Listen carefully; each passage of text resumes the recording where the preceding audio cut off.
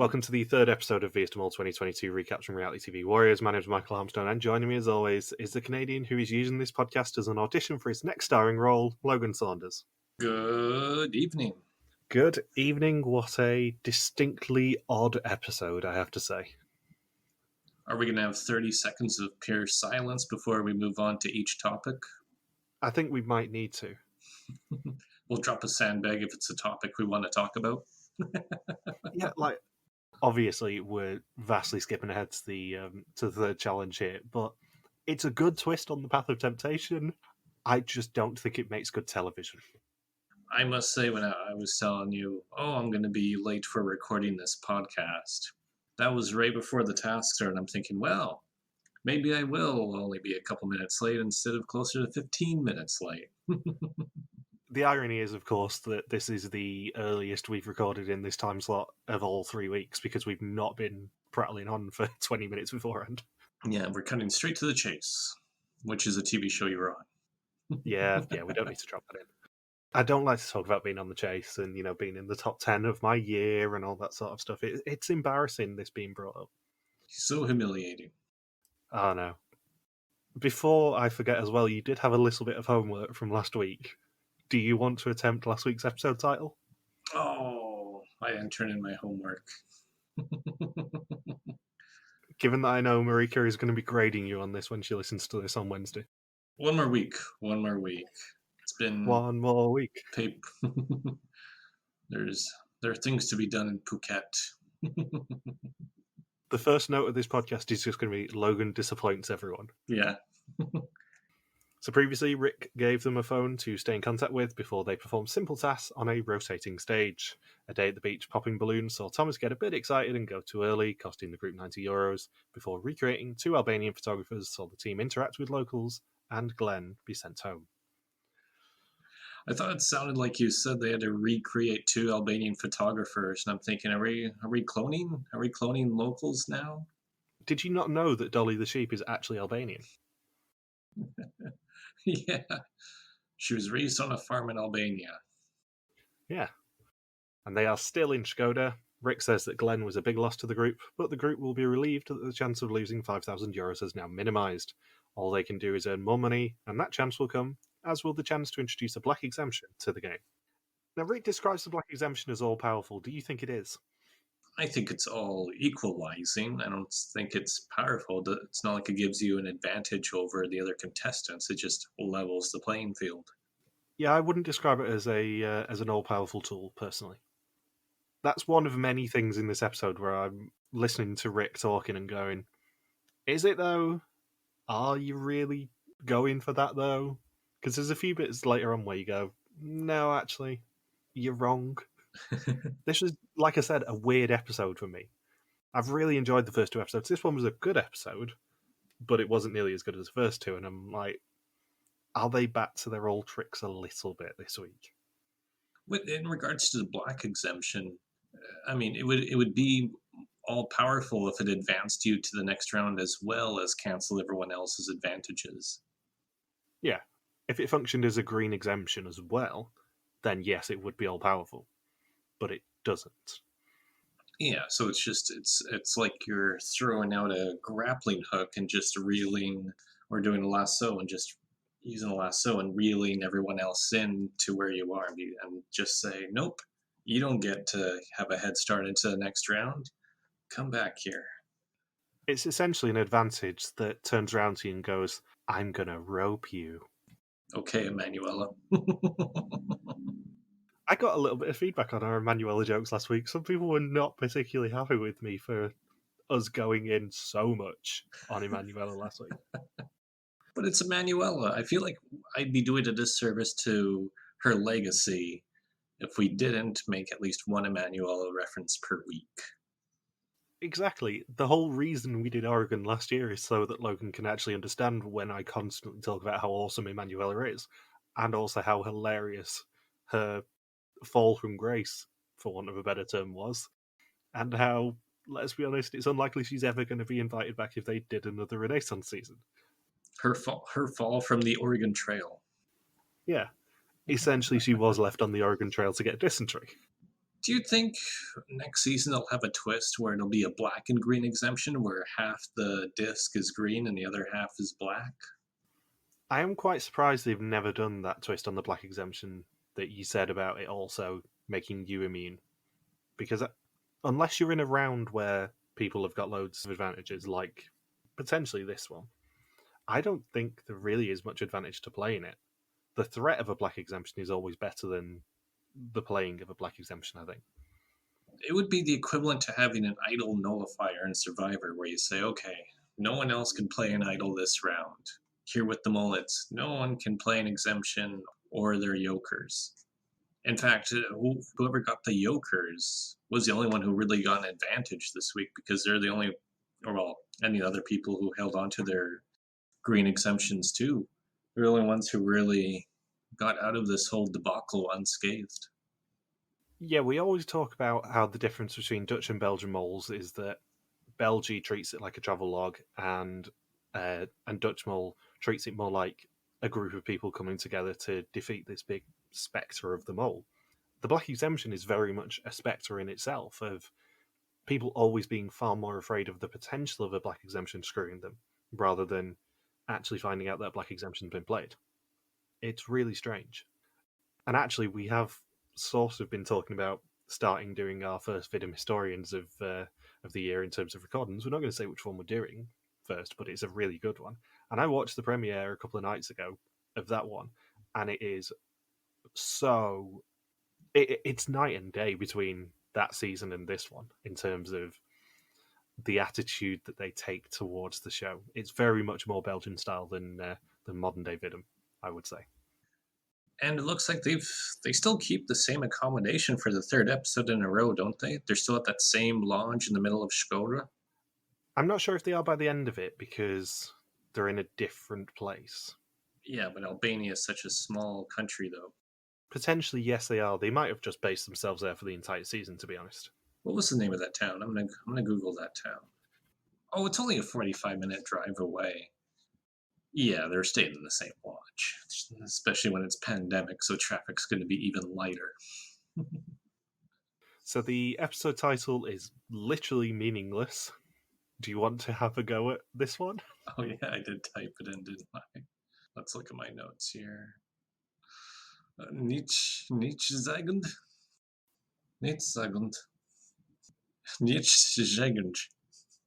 I apologise to any Dutch people listening. Yeah, we're not winning any Dutch brownie points. Although that is rather appropriate given that this is episode 420.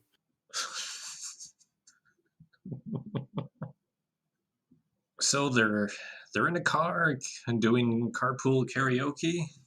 They are. They say that the dynamics have changed with Glenn going, but Kim says that there is a calmness in the group now. Everyone's just enjoying the nature and the wildlife. It's more like a calmness because they're always in cars. And it is day 5 at the lake near Skoda, which I did mean to identify, and I completely forgot to in my notes. Was it Frasier that says that she can sing along to any song whatsoever? And I was thinking, could she sing along to the song Jessica? I think she probably could. She's very talented. Me. Can I switch cars, please? And here's my rendition of the FCC song.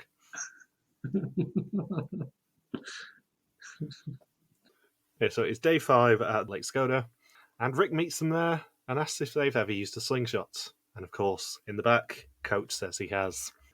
They will be launching balls into nets. Big green nets are worth €250, little green ones are 500, and the red ones are minus 250. They've got 20 minutes and 15 balls for a maximum of €7,500. Yeah, I believe Rick says that the slingshots can fire spears, bullets, and braziers. I mean, that sounds like a party. The only 3 things you need. Your 3 essentials in life: spears, bullets, and braziers. So 3 of them get to be shooters, and it is quite chaotic as they decide. Letitia says that she wants to be a shooter just to keep an eye on everyone, and they decide on Thomas, Letitia, and Averon as the shooters. Kim says that she wanted to be in the water just in case there was a yoker hidden in one of the boats, and she ends up helping everyone launch much further by, Ghosting him? I was trying to think of a polite term, but ghosting him's a good one, yeah. By ghosting him, and they get a ball in the €250 goal. And Thomas, quite predictably, is rubbish. However, this does lead me on to what is more than likely going to be our banner image this week, which is Arno just looking utterly incredulous at him in the water. and Thomas's incompetence? Yeah. Do you suspect Thomas this week out of interest? Not after what happened this episode. It was a bit much if he was Mole, because he was hopeless on the slingshot, and then he played the sandbag trust challenge as if he was a contestant rather than as a mole. It was like, as soon as he did that, I'm thinking, if I was ever on, I would rule him out as a suspect ASAP. And they do switch Thomas with Arno. He says that he could do something with balls, but he is not much better than Thomas was. In fact, he was worse. He lost 250. He did, in the end. Welmoed says that Letitia wasn't really in a hurry. She just kind of took the challenge easy. She was just there. I've never seen someone so slow at putting balls and firing them in a slingshot. There was no sense of urgency in this challenge for her. That's the thing, everyone kind of forgot about her a little bit. She just kind of was there. How would you play it as a mole if you were in this challenge? Well, I mean, there's really two strategies here. Obviously, number one, be on the catapult and just constantly miss on purpose or slightly miss on purpose the whole time. Or the secondary strategy would be one of the swimmers and just position yourself in what appears to be a logical position but really isn't, and just be slow with returning the balls to the shooters. But it didn't seem like any of the shooters have ever complained about a shortage of balls during the task. No, mathematically, they only had 15 balls, so it must have been 5 each. Because the maximum they could have got was €7,500, and the maximum goal was 500. So logically, there had to be 15 balls there. Nobody was complaining about not having any balls come back. Nobody was really complaining about anyone messing up on the slingshot too much, apart from Arno complaining about Thomas. It's weird. Yeah, well, I figured you would think they'd be looking at somebody who was swimming and thinking, oh, they're not swimming fast enough to the ball, or why are they so far away, or it looks like they're just treading there in the water. So I was very surprised that none of the swimmers ever got the blame. So I'm guessing they must have been fast enough to bring the balls back. Yeah, it was just an odd one. I mean, logically, you would want to be in the water, presumably. Just generally, even if you were a mole or a contestant, you'd probably want to be in the water, wouldn't you? It's the position where it's easiest for you to blend in. Yeah, you don't want to stand out.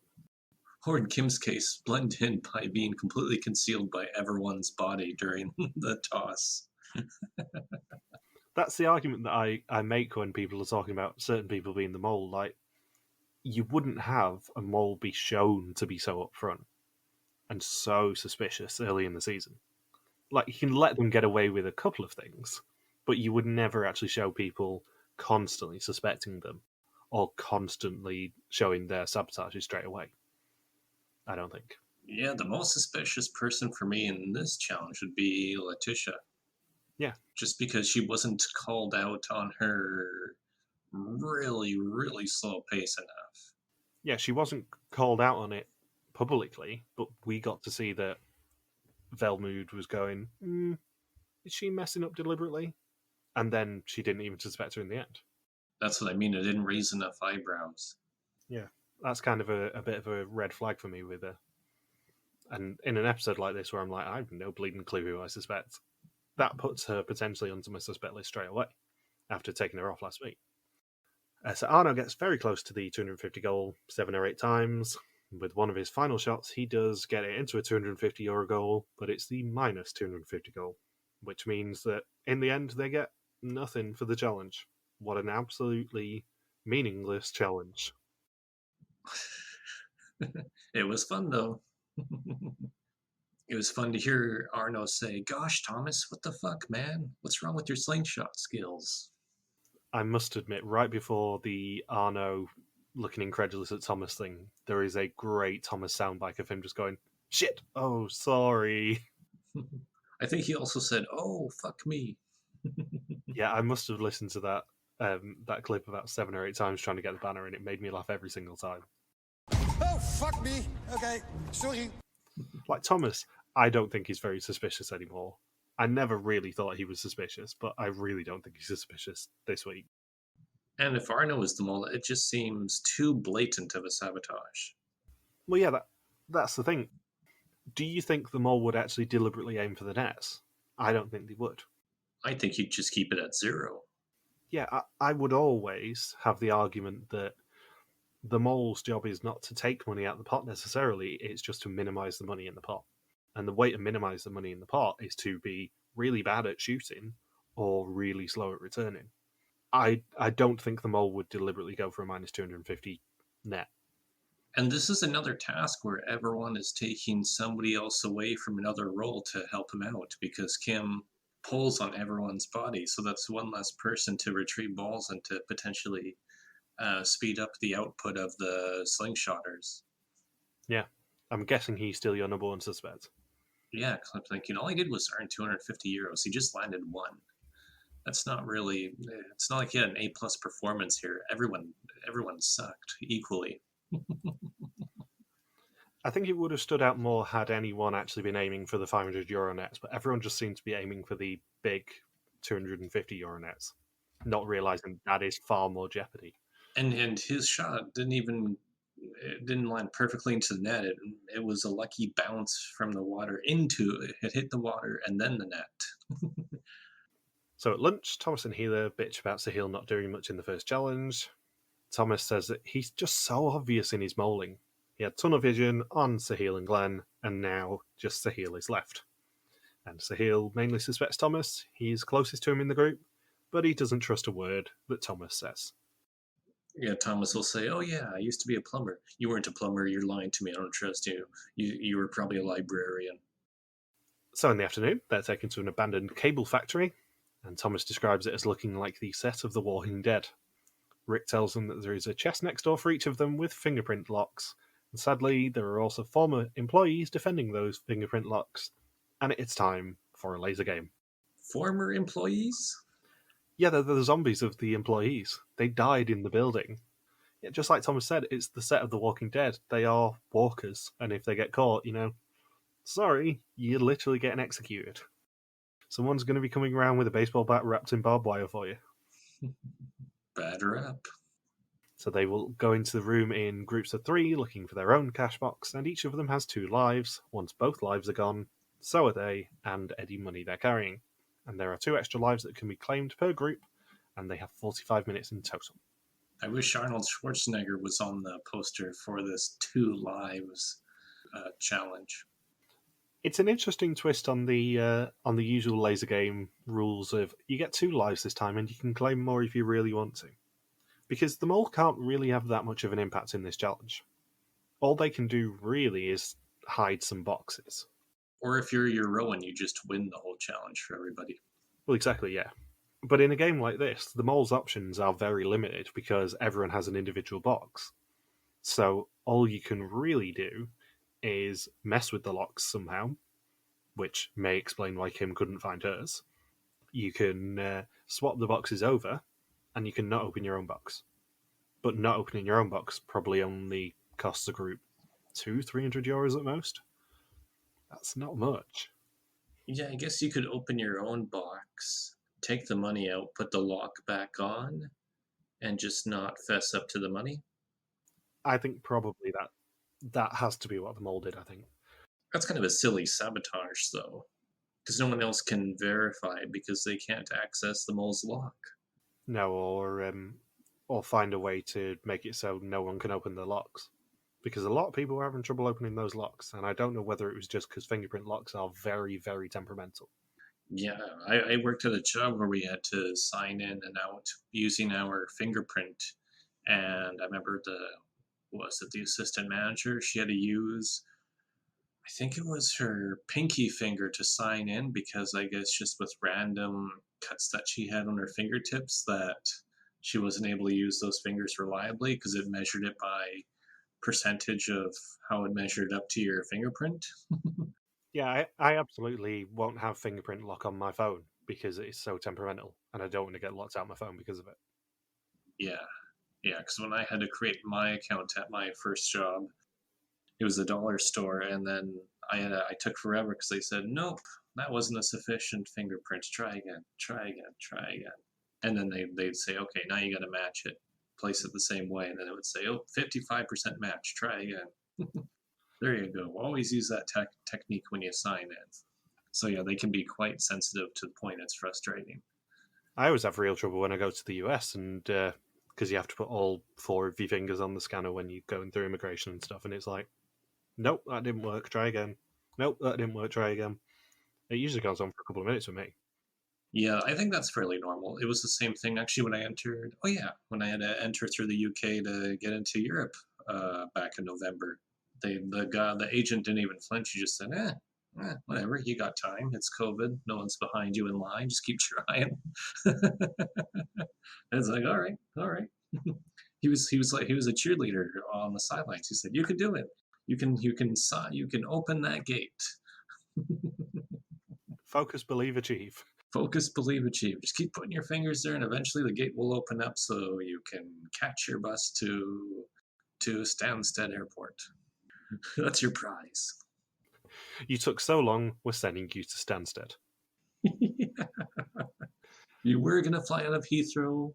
You wouldn't have had to go anywhere, but because you took so long, the consolation prize is a one-way ticket to Stansted with a 5-hour layover. Aren't you lucky? Yeah. So the groups form quickly. It's Sahil, Arno, and Letitia, Welmoed, Kim, and Healer, and Frazier, Averon, and Thomas. Letitia says that she's kept an eye on Kim already, so she's shifting her attention in this challenge to Sahil. And then Kim wants to switch so her group has a guy in it. Everyone tells her no. Her plan was to not be with Healer as they share all information, and she doesn't suspect Welmoed at all. Eventually, though, Thomas does the nice thing and swaps with her. He's trying to make up for his shortcomings in the previous challenge. He wants one friend. And in the future challenge, because trust me, he's not going to come out of the next challenge very well. Yeah. Win a friend, lose a friend. So Healer, Thomas, and Welmoed are the first group. Their first priority is finding all of the boxes so they can report where they are and it can be drawn on the map. And Healer almost immediately manages to lose a life in a confrontation and has to claim the first extra life.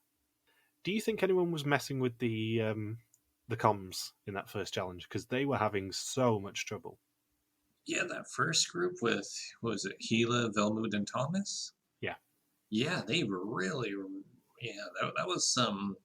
There's been a lot of times where we figured out who the mole is based on who we think is screwed up on the walkie-talkie during these types of tasks.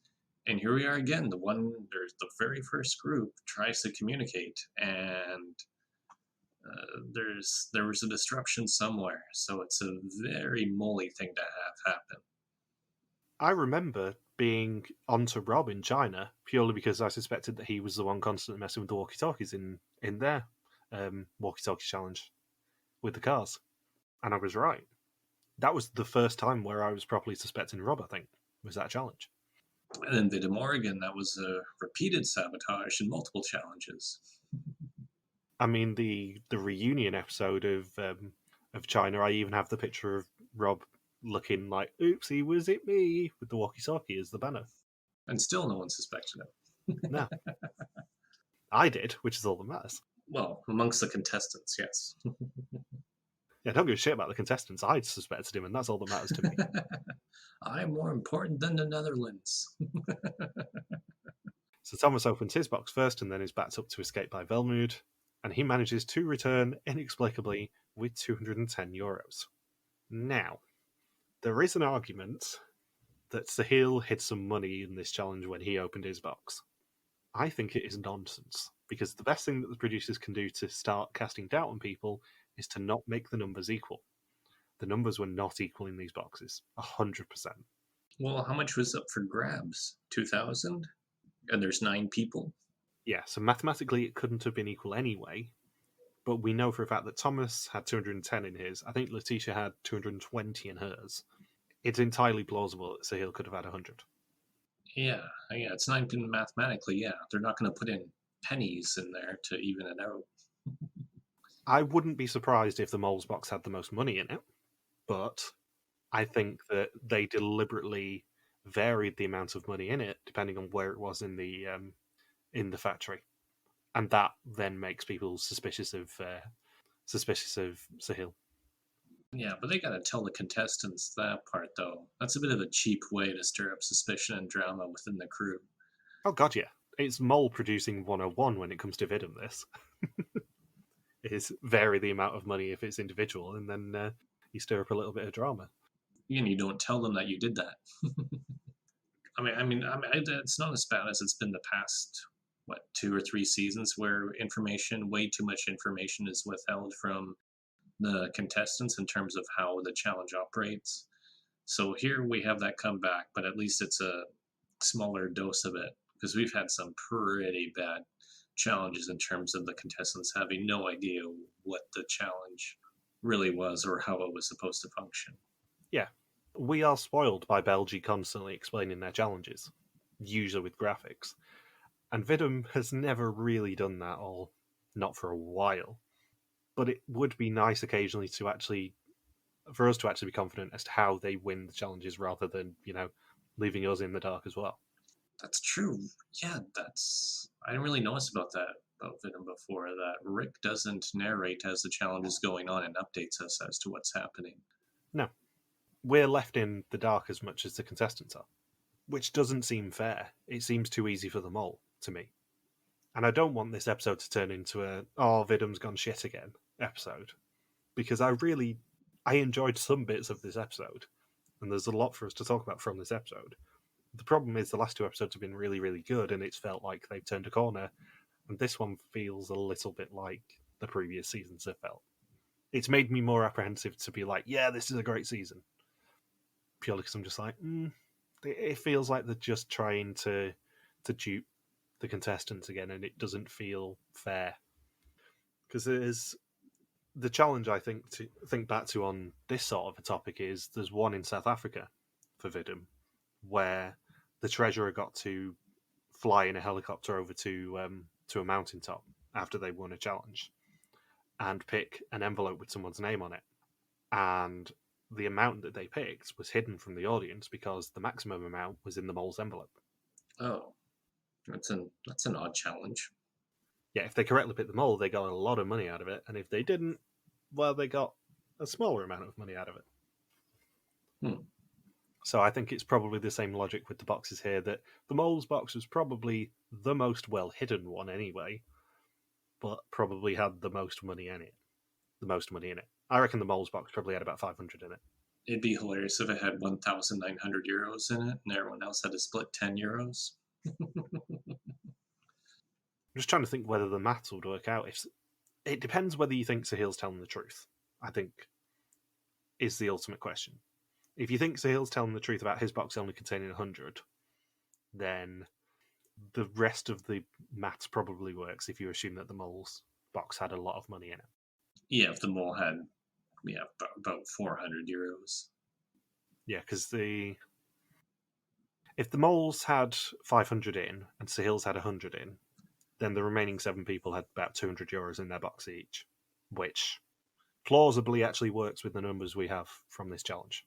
So in what scenario could you open the mole's box then? Do you knock out, if you know who the mole is, do you do a sucker punch from behind, knock them out, and just drag their body and then lift their hand up to the lock, press their fingerprint against it, and voila, you get the euros? I'm thinking, and I don't know whether fingerprint locks work this way, I'm thinking there would be a master way to open it anyway.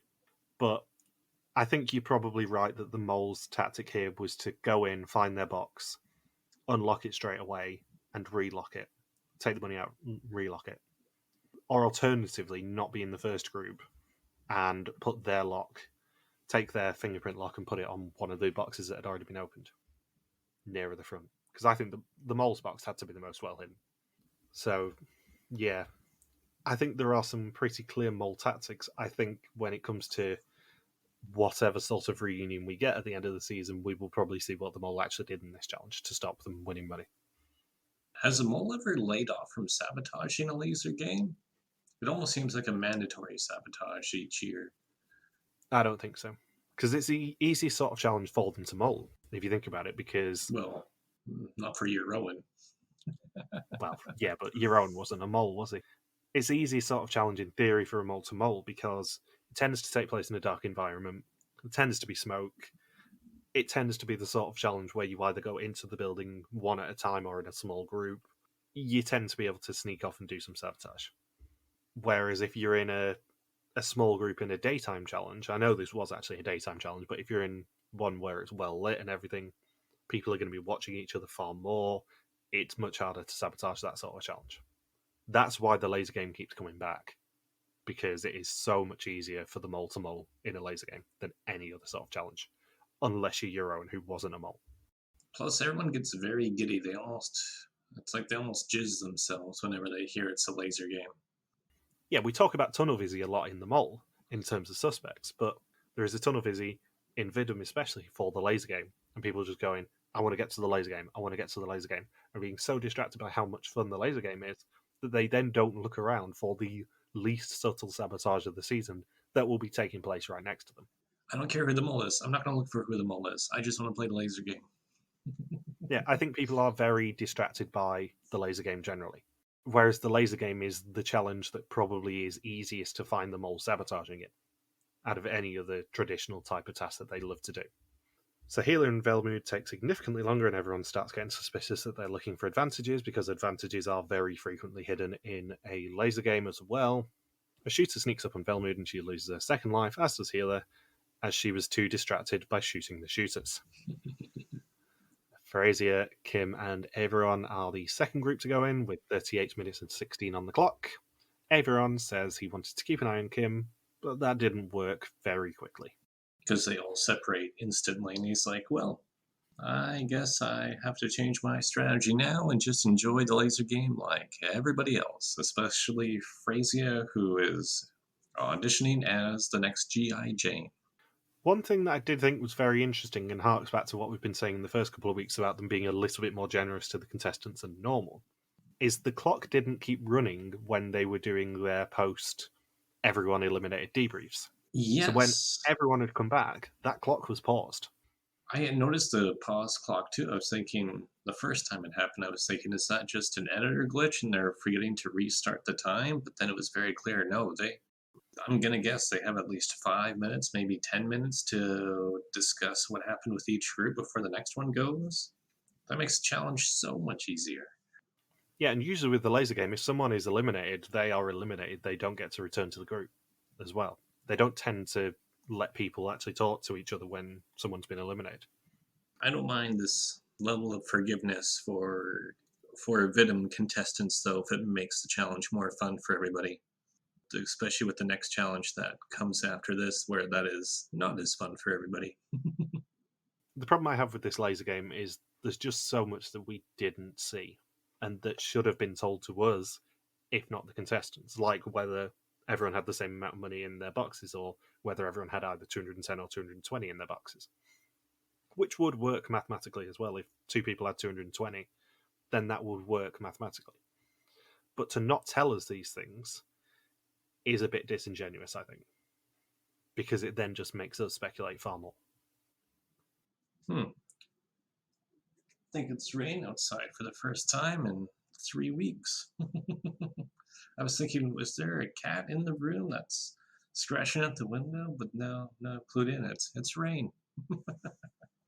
The third week of Logan's Animal Stories. Is there a cat outside? No, it's just water.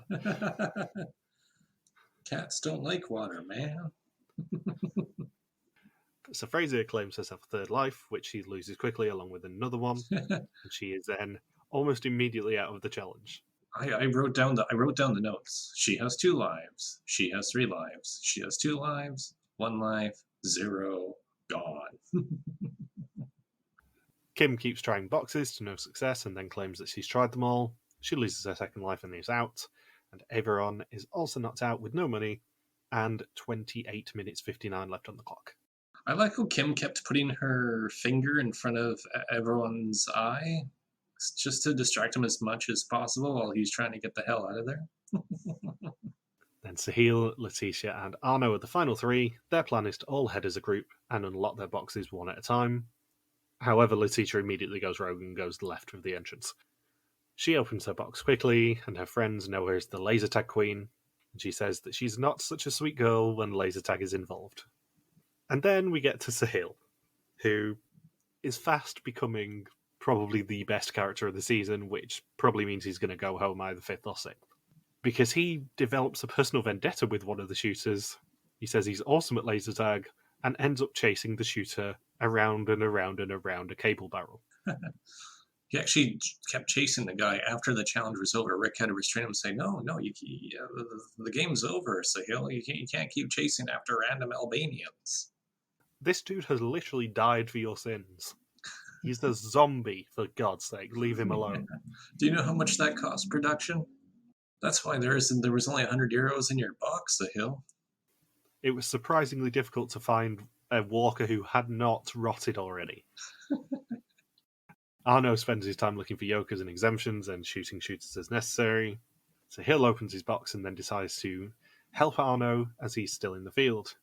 Arno gets shot and Sahil decides to avenge him because he just loves shooting shooters. Yeah, it's like he's rescuing Lieutenant Dan.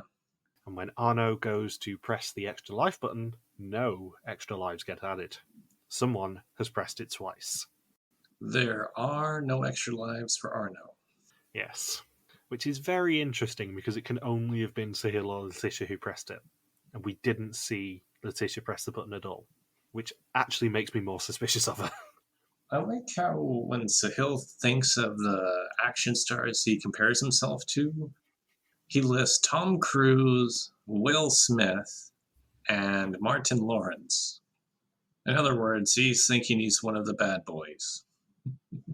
He's auditioning for Bad Boys 4. So Arno opens his box too, and they sprint for the exit as a pair. And they both escape with their money. Sahil had 100 euros, Arno had 210, Letitia had 220, and Thomas had 210, for a total of 740 euros of 2,000 for the challenge. Everyone flings up the money in the air. They don't collect it all, so really it's 730 euros into the pot. I suspect that production probably swapped them for more convenient notes after that anyway. They claimed 740 euros and then handed back all of the 10 euro notes and got told, no, we're just going to give you some easy money here.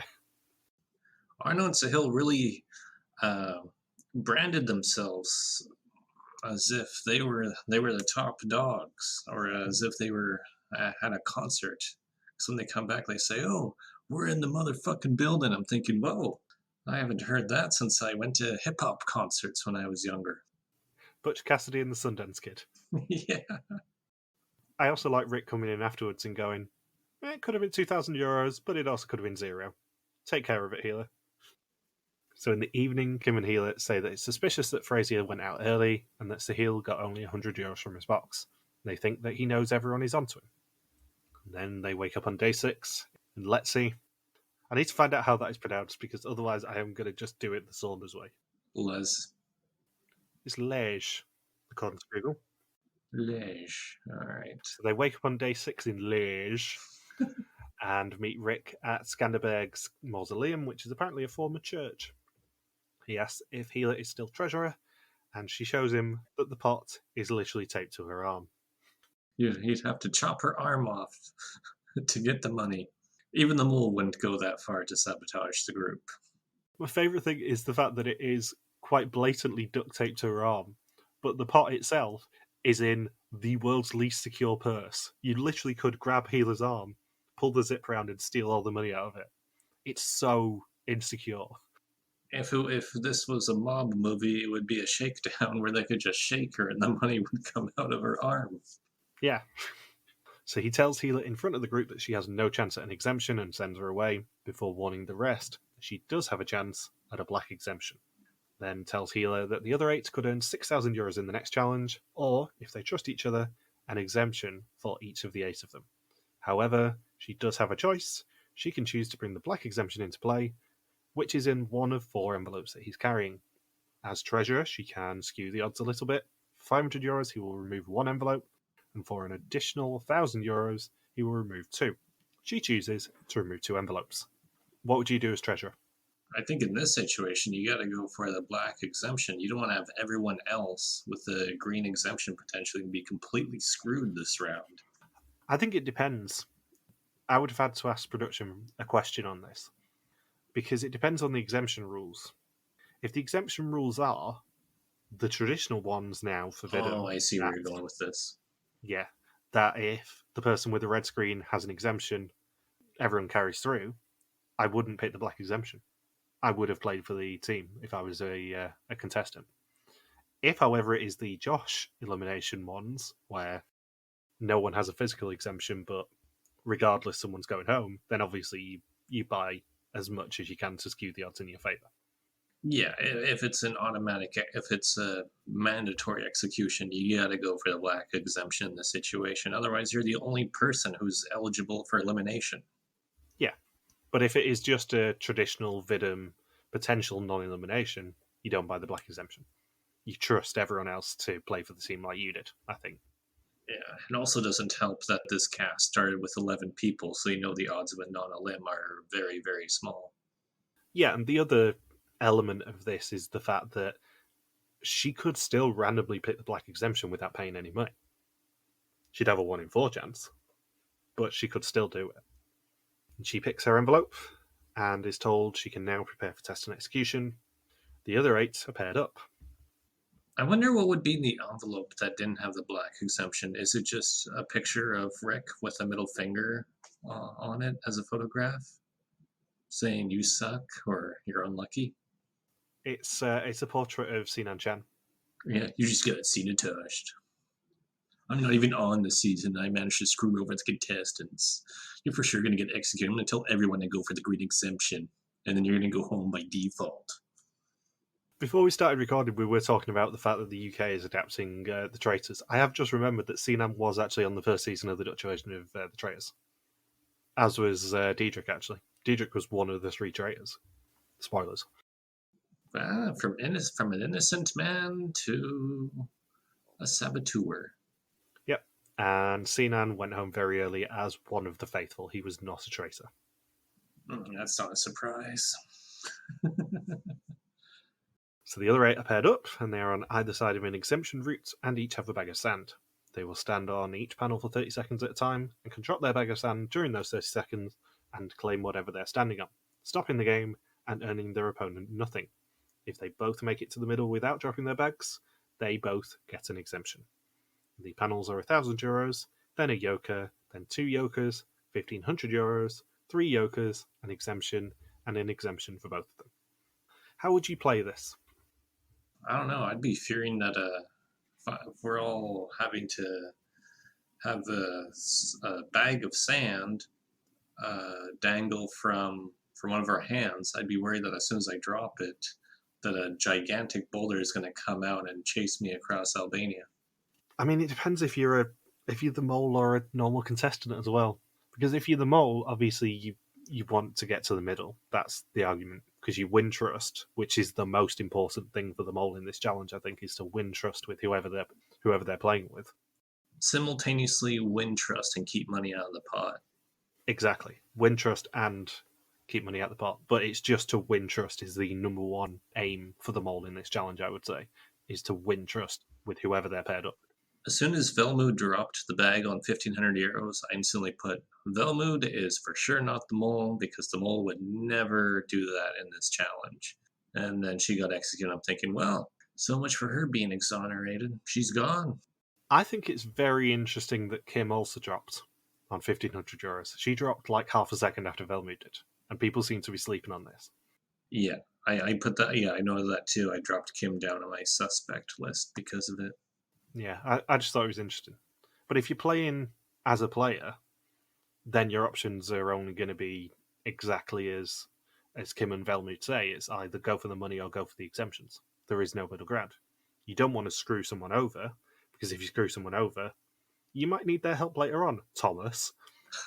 So your options probably going into this game, regardless of who you are, is either money or the exemptions. The mole wants to win trust, so the mole would probably go straight for exemptions. As a player, it would be a tougher choice. Thomas and Everon just had the strangest string of events to happen during their duel. Because Thomas keeps saying, we need to go for the double exemption, everyone. That's in everyone's best interest for this challenge. If we're not going to go for the money, just go for the double exemption. It's the win-win situation. And then Thomas says, I promise to go for the win-win situation, everyone. And then Everon says, oh, I can't promise it because I'm on you, Thomas. So then Thomas is thinking, well, what does that mean, everyone? Are you not going to go for the double exemption then? Are you going to go for 3 jokers, the 1 exemption? How do I read into that? So I think Thomas just did it as a safety net by waiting until it hit 3 jokers and then dropped the bag. Everyone storms off, and then Thomas says, well, what the hell was I supposed to do when you sent me the weirdest signal possible after my full explanation? Oh, what did you expect me to do? Something we didn't touch on last week that I really meant to touch on was the fact that in the process of building the pool document, I realised they'd actually updated everyone's headshots that I use as the basis of it. Because the original ones that were released in August were kind of not the normal type ones they do. These ones are much more normal. However, Thomas's makes him look like Darth Sidious. And it is so funny to me whenever I see Thomas's one for the headshots, because it is a genuinely dreadful picture of Thomas that they have used on this website. And surely he had veto over this, and I don't understand why he's deliberately put this on the website. However, his face as soon as he goes, well, what do you expect me to do, Averon? You gave me bad vibes here. His face is exactly the same. He just basically looks like a Star Wars villain. And it's so funny to me when it happens because of that, and him completely misplaying the potential of goodwill in that episode. It's so funny. Everyone played it so poorly, though. Why would you, when someone says, hey, do we have a deal with how we're both going to play this challenge? And then everyone says, no, or just be really, really iffy. Then you're forced, somebody like Thomas, to just scramble and think, okay, I wasn't expecting that answer. What's my best course of action here? So it just screwed everything up. There's not going to be a rational decision here. Thomas is just going to think, okay, I guess I'll go for 3 jokers because everyone might be going for a green exemption, or he might go for 2 exemptions, but then why wouldn't he agree to the deal we made a minute ago?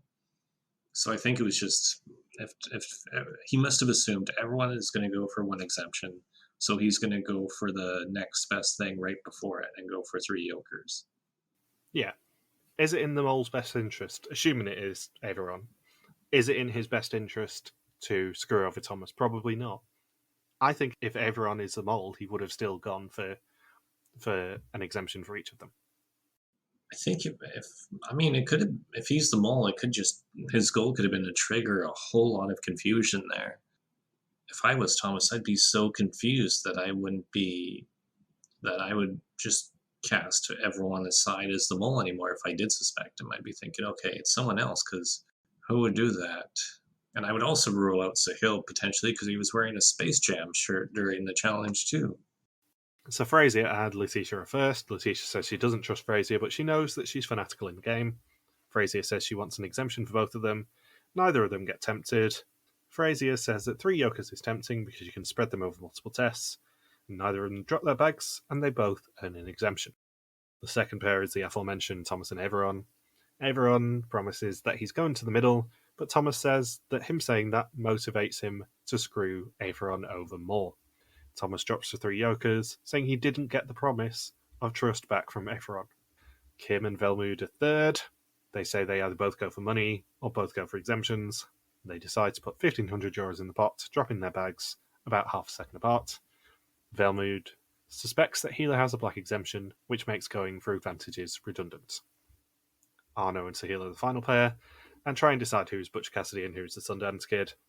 They're on the final step at 10:52 a.m. as per Sahil's watch. Neither of them drop, earning them both an exemption. And that gives the team a total of absolutely nothing for €6,000. Absolutely nothing of €6,000 for the challenge, €740 of 15,500 for the episode, and 4,150 of 25,800 for the season so far. And Rick tells them in their pairs after they've made their choice to prepare for the test. 20 questions on the identity and actions of the mole. Whoever knows least goes home, except for the mole who can never go home. Arno, Frazier, Letitia, and Sahil have exemptions, and Thomas has 3 yokers. My next question: do you play your exemption if you have a green one, knowing that the black exemption is likely to appear this round? I would have hung on to it. I would have figured with 9 people, there's going to be at least one person who doesn't spread on this quiz. Yeah, I would have also hung on to it. Because as I think it's Frazier says later, the advantages become more powerful the longer you hold on to them. Well, yeah, because your chances of being executed get higher and higher as the season progresses. Yeah, it doesn't make sense to play it immediately knowing that there is a very strong possibility that you're probably going to still be non-immune coming out of it and you won't have any advantage to begin with. So why not wait a week and see if Healer plays a black exemption? If she doesn't play a black exemption, then you play it next week, probably.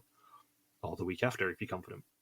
Yeah, I would definitely be hanging on to my green exemption, regardless if I suspected there being a black exemption play or not. I just can't see myself voluntarily giving up a green exemption when there's 9 people left. You've got to be pretty unlucky to go home with a green exemption in your pocket. It does happen, though. It does, but you've got to be pretty unlucky, I would say, for it to happen to you. So Thomas still suspects Sahil as he doesn't know what to think of that idiot, Arno because of his cunning, and Kim, and he plays 2 of his 3 yokers. I think Thomas and Sahil get on well, but that comment out of context comes across really quite prickish from Thomas. Yeah, it's behind his back after being so nice to Sahil and hugging it out with him at the end of the duel. What up with that, Thomas? Arno suspects Welmoed. She contributed absolutely nothing in the laser game, but there were also 4 others who did that, and he plays his exemption. Welmoed is spreading over Thomas, Sahil, and Kim, and a little bit of Healer. She claimed to have tried every box in the laser game, but no box opened for her. Healer suspects Thomas and Frazier. She's so fanatical it seems too good to be true. Letitia says he's laser focused on Sahil, but that's dangerous, so she's putting a few on Kim. Her gut tells her not to play the exemption, so she leaves it in her pocket, even though she doesn't want to be the person to go home with one. Sahil is mostly on Thomas and a little bit of Kim as she's an enigma. He doesn't feel like he needs the exemption, so he doesn't play it. Kim says she's been on Everon since day one. She sounds insane, but she has a connection to the universe, and the universe keeps sending her signs to him being the mole.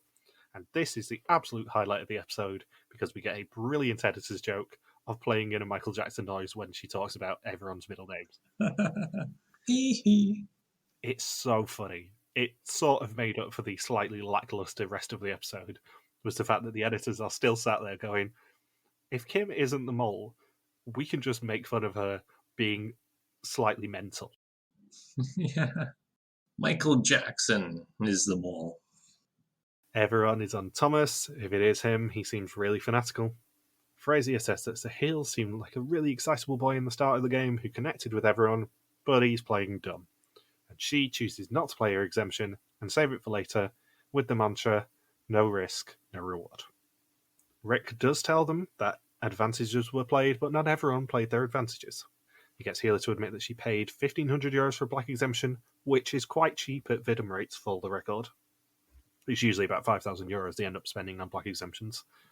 She picked the correct envelope and played the black exemption this round, voiding Thomas's yokers and Arno's exemption. Healer, Averon, Letitia, and Arno all get green screens before Welmoed gets the red one and is the 3rd person sent home. Shit. Shit, indeed. I knew it was going to happen. Literally, as soon as that music started soaring, I'm like, oh, for fuck's sake, Welmoed's going. But I will say, even though she was my number 1 suspect last week, I'm very glad she went early, because I would much rather my suspects go early than me have to hang on to them like I did with Mariah last year. I'm not as devastated as I probably should be, because I'm like, yeah, but it's still only week 3. I've got ages to actually pinpoint who the mole is correctly, and I would rather that my initial suspects go home quickly. Welmoed got a lot of airtime for somebody who goes home in week 3. Usually that's a pretty under-edited role. And also her archetype of the slightly stuffy newsreader is a very frequently played one in Vidum, going back probably even before Rick himself, but Rick did fill that archetype. And it's nice to actually see one of them with a personality, being honest about it. Because we had a lot of complaints about Meryl, for example, who was also that archetype, especially after she ended up being the mole. And I feel like Welmoed was actually quite a nice person and very, very fun to watch. Yes, that meant that I ended up suspecting her last week because she was hella suspicious last week. I'm not necessarily devastated she's gone, because I think it was probably the right time. I'm interested to see who now has the phone. But she had a nice 3-episode arc. We got a sufficient amount of content from her. I'm not going to be crying my eyes out when I watch the next episode. No. So next time, everyone reaches new heights in pairs up a tower, upside down by the look of things, before making new friends and asking questions of each other in an abandoned building. Who do you suspect? All right, let's go from top to bottom. So number 1 suspect is everyone. Number 2 is Letitia, mainly because of the slingshot game, and she did not contribute much else to this episode.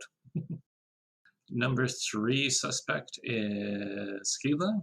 She did take out as much as she could during the Black Exemption challenge, and I don't think she really contributed much else during the other 2 tasks that I can think of. Yeah, she didn't bring any money back during the laser game, did she? Healer, no, she didn't. It was, let me get the list up. It was Sahil with 100, Arno with 210, Letitia with 220, and Thomas with 210. And number 4 is Frezia. I just can't get quite a good read on her. She always does something suspicious every once in a while, so that's why I have her in the number 4 spot. Sahil is number 5, but I'm very close to ruling him out because of how much other people suspect him, which is not really encouraged by the editors in Vidum. And then this is the gap of people who I do not suspect whatsoever anymore, which was Welmoed before she got executed, Kim, Arno, and Thomas. Just because Arno and Thomas feel like they're playing these challenges as if they're contestants rather than as the mole. And then Kim is just too far out there for me to think of her as being the mole anymore. So, my top 3, seeing as though this is the last week of 3 suspects, I'm putting Letitia back up there for many of the same reasons that you did. The fact that we had it drawn to attention that she wasn't doing much in the slingshot challenge, but nobody actually said it publicly, is very interesting. And the only person who said it ended up going home and didn't suspect her according to what we know in the test. Then it's Freysia, just because, like you said, I just can't get a read on her. I've always suspected her. She's always been up there in all 3 weeks of my suspicion so far. And I don't know whether she's just being properly fanatical or whether there's more to it than that.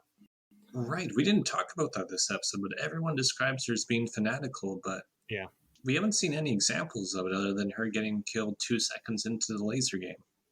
No, she's very much serving the same archetype Rocky did last year, which is what makes me slightly hesitant to suspect her, because, Rocky wasn't the mole. But there's just something I can't put my finger on with her. That's what it boils down to. I can't get a good assessment on her, which makes her inherently suspicious to me. Yeah, she's the most under-edited player in the whole cast. Yeah, it makes me feel like she's just doing stuff behind the scenes that we're not seeing until the reunion, when it gets revealed she's the mole. And in third is Kim, purely because I've had to basically rule people out who Welmoed suspected, at least assuming that she was telling the truth here.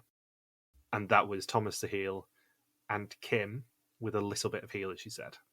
So that's why Kim's in third, because, I mean, if she's the mole, you can't really rationalise it that much, I would say. But I wouldn't be necessarily surprised if she ends up being the mole. I'd be probably a little bit annoyed, because they've edited her weirdly if she is the mole. But yeah, I don't know. She's firmly in my third position. I don't suspect Arno, being honest about it, obviously. I don't suspect Thomas. Sahil's a weird one because, like you said, everyone suspects him. He probably is just going to end up being our fan favourite fifth placer. And Averon, I don't see what you see in terms of suspicions with him, so he's just not in my top three. I just don't agree with your opinion whatsoever. Yeah, that's what it boils down to. I just don't trust your judgment. So that kind of by default leaves me with Frasier, Letitia, and Kim in some order. So this week it's going to be Letitia, Frasier, and then Kim for me. So in the pool, Welmoed was executed, so I lost my first team member, boo. So now I only have Frasier and Healer. Logan still has Averon, Sahil, and Thomas, and Michelle has Arno, Kim, and Letitia. In First Suspicions, after heaping so much praise on Mark Doyle last week, I do have to retract it as he, along with Christopher and April Bride 15, had Velmead as suspect number 1. Bram, Steve, and Natalia all had her at number 10. Velmead going home yet again doesn't change the order, but Kim is now on 2.88 out of 8, with Fraser at 3.41, Sahil at 4, Averon at 4.65, Letitia at 4.94, Thomas at 5.12, Arno at 5.41, and Healer at 5.59. As a trio, me, Michelle, and Logan think that Kim, Frasier, Letitia, and Healer are more suspicious than average, and Sahil, Averon, Thomas, and Arno are less suspicious than average. And the Netherlands think that Sahil with 19%, Kim Leanne with 17%, and Frasier with 13%, which is plus 6 from last week, are the most suspicious, and Healer 6%, Arno 10%, and Letitia 11% are least suspicious. Who do you think's going next week? Well, could be Frasier because of how little material we see of her. She doesn't get much footage, so I could see her just being executed in the 4th episode and we never hear from her again. I think it's probably going to be Arno or Thomas. But the longer they both last, the funnier and more destructive the remaining challenges will be. Oh god, yeah, but they're getting the edits of they're getting edits basically saying, for the love of God, can these people go home now? And I think especially Arno. Arno's number one suspect was Velmead this week. He's got to be on borrowed time. All they need is one more stooge, and they can change their names to Mo, Larry, and Curly. From a production point of view, you want Arno to stick around as long as possible, so the debate of whether $5,000 is going to get added to the pot is still there. But I think from a twist point of view, it's hilarious if Arno goes home mid-season and they just never speak of the €5,000 again. Like, if we end up with a double execution this season, Averon and Arno going home is the best case scenario for maximum hilarity on our end. Yeah, the twist just ends up being a complete dud with losing, even if they go home in the next 2 episodes. I do fear we're going to get a double execution, because mathematically it is a bit dicey. Even if there is an execution every episode, they can't have a non-elimination, as you said earlier. So if we have a non-elimination, they have to do a double. And I hate double executions, because we always end up losing good characters in them. So there is a danger coming up that we're going to get a double execution. I think it'd be hilarious if they do end up screwing themselves with Arno and Averon both going home in a double. But I don't know. I just don't want them to do a double. I'd rather have no non-elims, being honest. And look at Amazing Race 33. They're going to have six non-elimination legs, or in a way, 7 non-elimination legs out of 12 by the end of the season. I was trying to explain to my brother last night about how much of a mess Amazing Race 33 was. But we don't need to get into that now. The final bit of housekeeping for the podcast is that you can do the Bothered Bar Suspect list each week, run by the wonderful Daniel Peake, at the link in our description. I've not done mine yet this week. I did do it quite early last week. I was waiting until after the podcast to reconcile my feelings this week after being so heartbroken that my team member had gone. Have you got anything else you want to say? No, I think we've covered it. So in that case, thank you for listening to our Viesta Mole 2022 recap. We'll be back next week to continue the hunt for the nearest mole in Albania. Don't forget you can contact us on Twitter, Facebook, YouTube, or Instagram, where we are RTV Warriors, or you can email us and contact at rtvwarriors.com. Logan's on Twitter at LikeSquacky, and I'm MJ Harmstone. Thank you as always to Marika for the subtitles, and we'll see you next week. Peace out and just chill till the next flavoring.